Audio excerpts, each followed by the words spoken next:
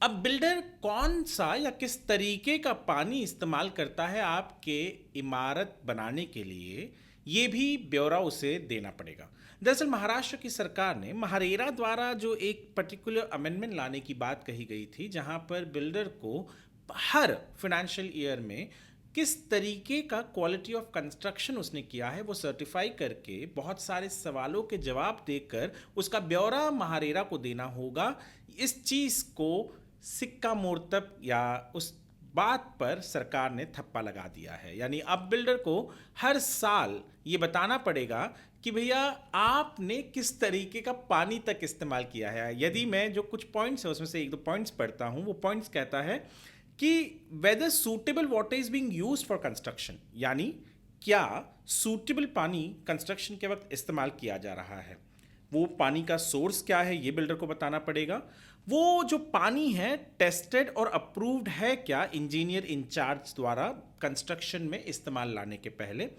और has water been tested subsequently as per requirement, और जब जब रिक्वायरमेंट आ रहा है तब तब क्या उस पानी का जो भी टेस्टिंग है वो किया जा रहा है या नहीं किया जा रहा है। इसके अलावा क्या statutory provision for disaster resistance like earthquake resistant design have been incorporated specifically in case of multi-storied construction, यानी अर्थक्वेक से जो अर्थक्वेक रेजिस्टेंट डिज़ाइन जो होता है क्या उसे इनकॉर्पोरेट किया गया है डिज़ाइन में या नहीं। क्या इंडस्ट्री स्टैंडर्ड और relevant IS BS NBC code जो होते हैं उनका इस्तेमाल, यानी उनके द्वारा प्रमाणित बिल्डिंग मटेरियल जो होते हैं उनका इस्तेमाल किया जा रहा है कंस्ट्रक्शन में या नहीं। इलेक्ट्रिकल वायरिंग जो होती है क्या वो फायर प्रूफ है या नहीं। और इसके अलावा भी जो इलेक्ट्रिकल इंस्टॉलेशंस हैं, लिफ्ट इंस्टॉलेशन हैं, वो ऑथराइज्ड और रजिस्टर्ड इलेक्ट्रिकल इंजीनियर द्वारा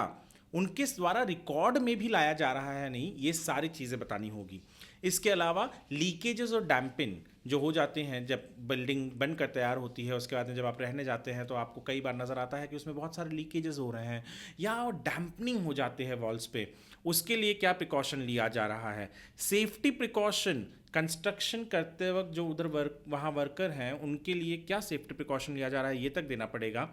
third party quality inspection carry out कर रहा है बिल्डर या नहीं। Anti termite has been undertaken for the soil, क्योंकि सॉइल भी बहुत मायने रखता है, तो सॉइल को लेकर भी इन्होंने कहा है बहुत कुछ। तो सॉइल को लेकर एक जो चीज़ बहुत कही इंपॉर्टेंट कही कि soil investigation of the site has been conducted before the structural design and soil parameters have been accounted for in structural design और ड्राइंग। यानी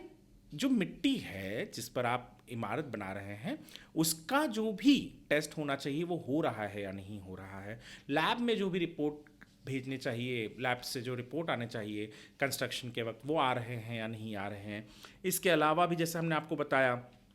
कि पानी को लेकर, मिट्टी को लेकर, सीमेंट को लेकर, स्टील को लेकर, वहाँ पर जो भी इस्तेमाल में लाया जा रहा है सामान वो सब कुछ इंडस्ट्री स्टैंडर्ड के हिसाब से है या नहीं, ये सारे चीज़ों का ब्यौरा बिल्डर को देना होगा महारेरा को। इससे सबसे ज़्यादा फ़ायदा किससे है, इससे एक्चुअली देखा जाए तो एक होम बायर जो वहाँ पर घर ले रहा है उसे इस चीज़ का सबसे ज़्यादा फ़ायदा है, क्योंकि अब उसे ये बात पता होगा कि जो बिल्डिंग में वो घर ले रहा है, जो बिल्डर वो घर आपको दे रहा है, उस बिल्डर ने सारी की सारी चीज़ें एक बिल्कुल सिस्टमैटिक तरीके से और जो इंडस्ट्री स्टैंडर्ड होते हैं उसको फॉलो करते हुए किया है या नहीं किया है।